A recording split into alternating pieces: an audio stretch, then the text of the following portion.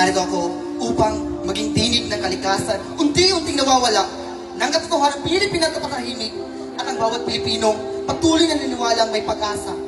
Ang ating bayan, ngayong gabi, hindi lang kayo makikinig, maramdamin nyo ang bawat salita.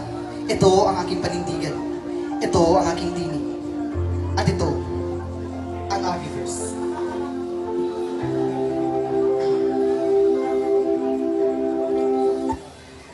Pilipinas, bansang minsan tinatawag ng perlas ng silanganan. Bansang binayayaan ng katabundukan, ng karagatan, ng kagubatan, humihinga para sa ating lahat. Ngunit ngayon, ano ang natitira? Tahimik ang mga bundok, marumi ang mga ilog, nalulunod ang dagat sa mga plastik, at sa hangin na unti-unting nawawala ng buhay. Sabihin mo nga sa akin, ano ang halaga ng isang puno? Kahoy lang ba?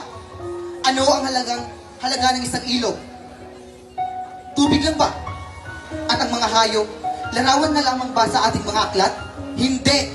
Ang puno ang dahilan kung bakit tayo humihinga. Ang ilog ang dahilan kung bakit tayo nabubuhay. At ang kalikasan, ang tahanang hindi natin nilikha. Ngunit araw-araw natin winawasak. Bawat puno pinuputol, may ibong nawawala ng pugad. Bawat ilog na dumilimayan, may batang nawawala ng malinis na inumin. Bawat basurang ating tinatapon, may dagat na unti-unting namamatay. At bawat sandaling pinipili natin manahimik, hindi ba natin nakikita? Ang matinding init, ang malakas na bagyo, ang pagbaha.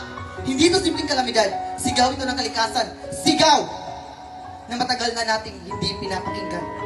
Patawad sa mga punong pinutol, sa mga ilog na lilason, sa mga dagat na nilunod sa basura, sa mga hayop na namatay dahil sa kasalanan ng tao. At kung patuloy natin susunod na henerasyon, usok, semento, patay na ilog, mainit na mundo. Ito ba ang Pilipinas na gusto nating ipamana? Hindi pa huli ang oras. May oras pa. May pag-asa pa. Ngunit ang pag-asa nagsisimula sa ating tao, sa isang desisyon, sa isang tinig na handang magsabi na tama na. Tama ng polusyon, tama ng pagkasasira ng kabugatan. Tama ng pagpatay sa kalikasan na bibigay buhay sa ating lahat. Dahil tandaan ninyo, kapag pinatay natin ang kalikasan, hindi lang tayo nawala ng puno, nawalan tayo ng kinabukasan. Sabi pa naman ni Jake Lopez, if we kill the environment, we kill everything. Ngunit habang pinapaglaban natin ang kalikasan, may samang tanong, paano ipaglalaban ang lupang unti-unting nawawala?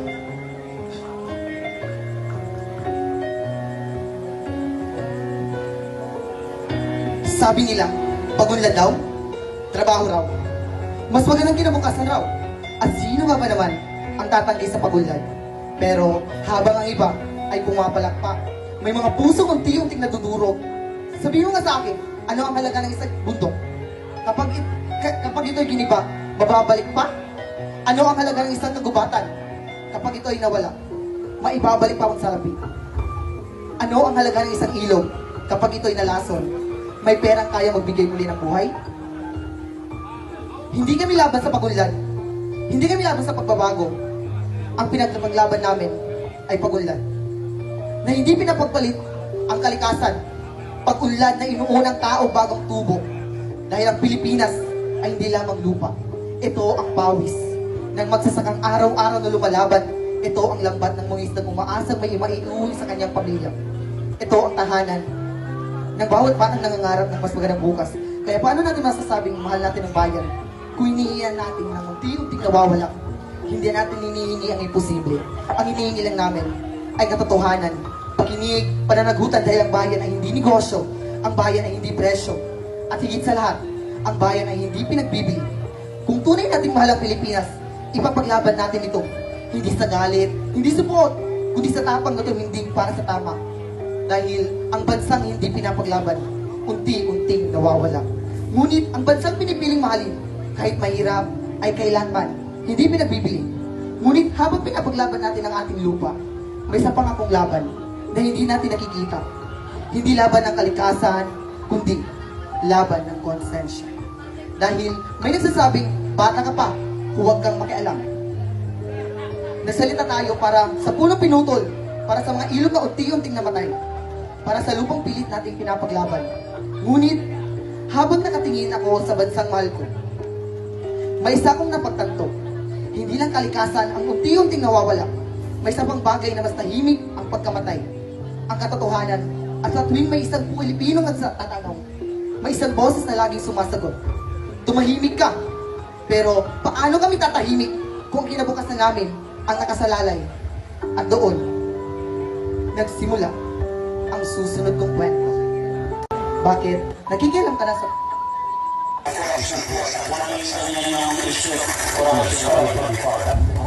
Pinakakulang ng gobyerno sa mundo. Yung limpak-limpak ang nananakaw ng kurasa. Ang unti-unting nawawala. Paano ako tatahimik kung may batang natutulog na ang hapunan ay isang basong tubig at ang almusal ay pag-asa? Paano ako tatahimik kung may magsasakang siya ang nagtanim pero siya rin ang nagugutom?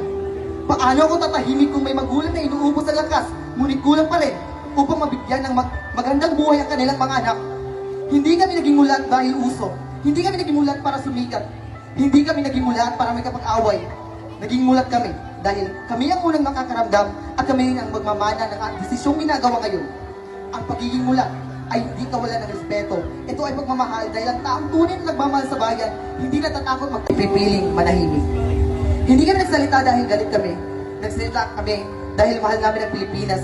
At hanggat may isang kabataang handang tumindig, hanggat may isang pusong handang magmahal, may pag-asa pa ang bayan. At kung may pag-asa pang Pilipinas, nagsisimula yun sa'yo, sa akin, sa ating lahat. Bago ko tuluyang bumabasa yung tablado ito, may sila akong hinihiling. Huwag ninyong hayaan dito lang matapos ang mga salitang narinig ninyo. Dahil ang tula ay hindi ginagawa upang palakpakan. Ginagawa ito upang gisingin ang puso ng bawat Pilipino ngayong gabi, nagsalita ang kalikasan, nagsalita ang katotohanan, at sana magsalita rin ang ating konsensya. Kung mahalang mo ang Pilipinas, ipakita mo. Hindi lang sa pag-awit ng lupang inirang, hindi lang sa paggaway-gayway ng bandila, kundi sa bawat araw na pipiliin mong gawin ang tama. Kapag may naapi, tumindig. Kapag may maling nangyari, magsalita. Kapag ang bayan ay nangangailangan, huwag kang tumalikod. Dahil ang Pilipinas ay hindi naghihintay ng isang perpektong bayani. Naghihintay ito ng mga ordinaryong Pilipinong may pambihirang tapang. At marahil ang taong hinihintay ng bayan ay ang taong nakikita mo sa salamin. Ikaw, ako, tayo. Dahil ang kinabukasan ng Pilipinas ay nasa ating mga kamay. Bago ko lang malis, hayaan ninyong mag-iwan ako ng isang huling paalala. Kapag natapos ang gabing ito, huwag ninyong hayaan matapos din ang inyong malasakit. Dahil ang kalikasan ay hindi lamang ating yaman. Ito ang ating buhay. Ang katotohanan ay hindi dapat ikatakot. Ito ang dapat ipaglaban. At ang Pilipinas ay hindi lamang dapat mahalin. Kapag may pagdiriwang, dapat rin itong mahalin araw-araw. Ako si Abby Verse. Hindi ako nagsalita upang marinig. Nagsilata ako dahil mahal ko ang Pilipinas. Maraming salamat. Mabuhay ang kalikasan, mabuhay ang katotohanan, at higit sa lahat, mabuhay ang sambayan ng Pilipino. Maraming salamat po.